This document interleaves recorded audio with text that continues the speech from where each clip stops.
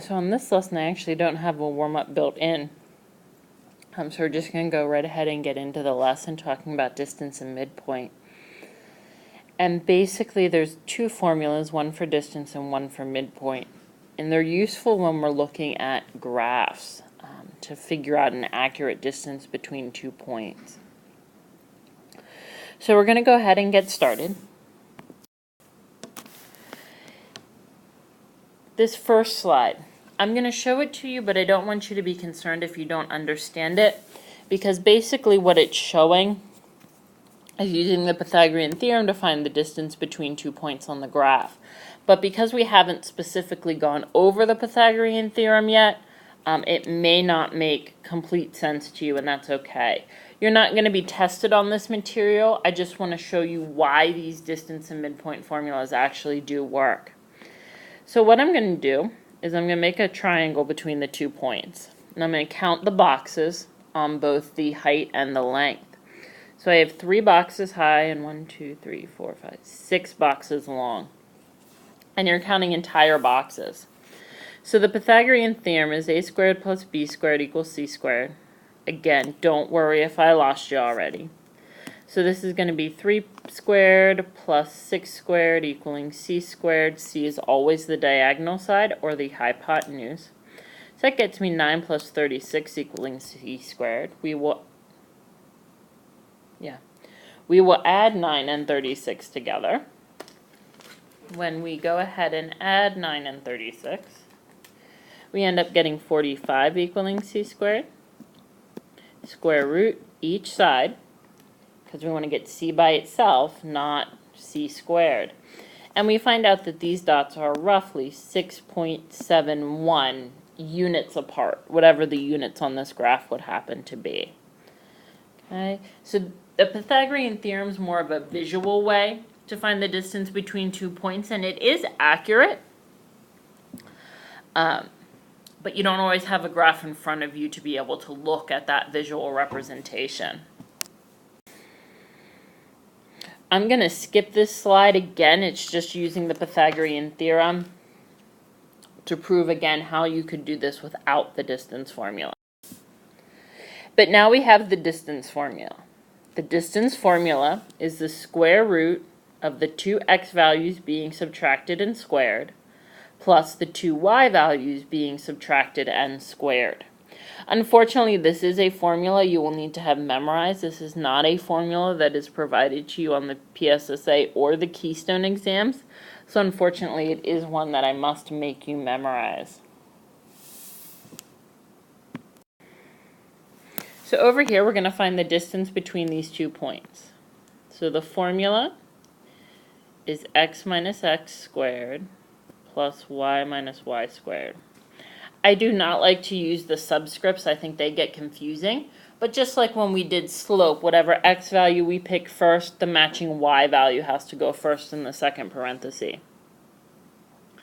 So this is going to become the square root of -1 minus 5 squared plus, since I picked the -1 first, the 3 has to go first, so 3 minus 2 squared.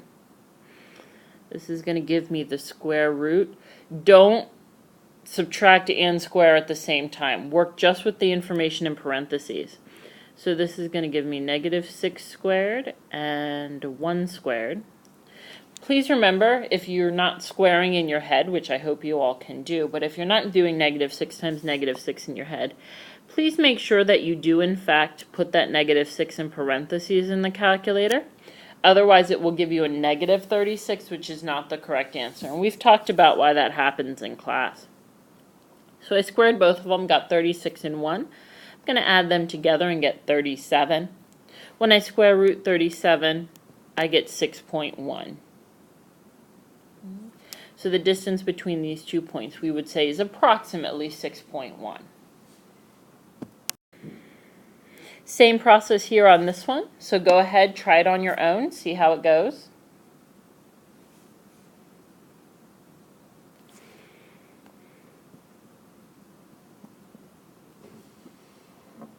So again, we have the x and the y.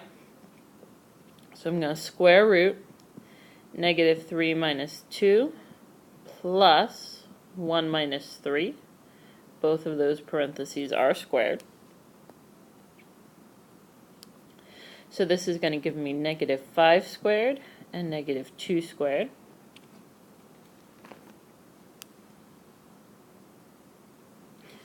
That's going to give me the square root of 25 and 4, or the square root of 29. Square root of 29 is 5.4 units.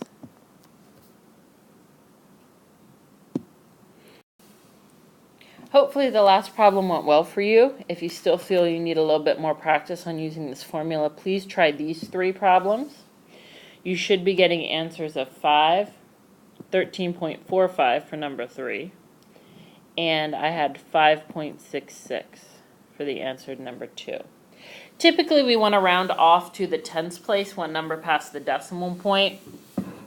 So if you had 5.7 and 13.5, those would be totally acceptable. So now we're going to look at the midpoint.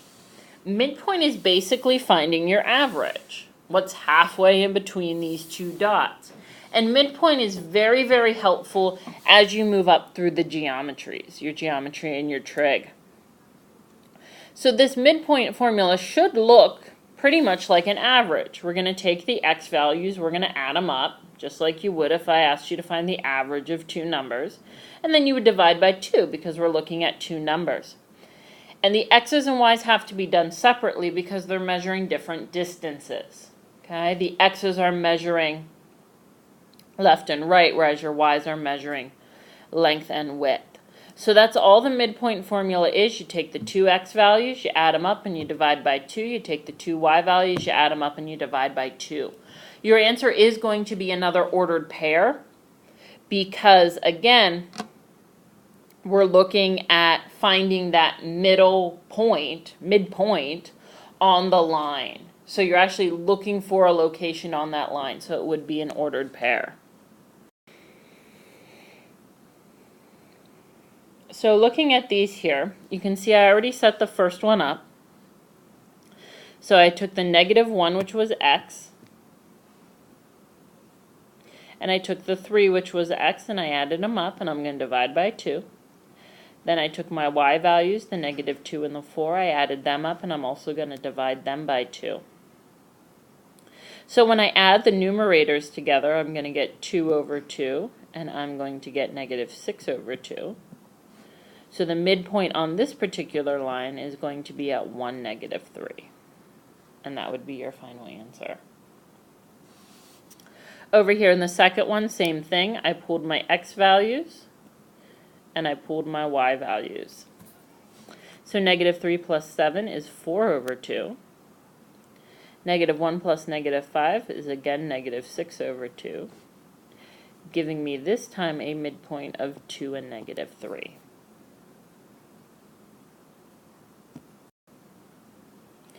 So distance and midpoint are pretty straightforward. You just really have to make sure that you know the formulas.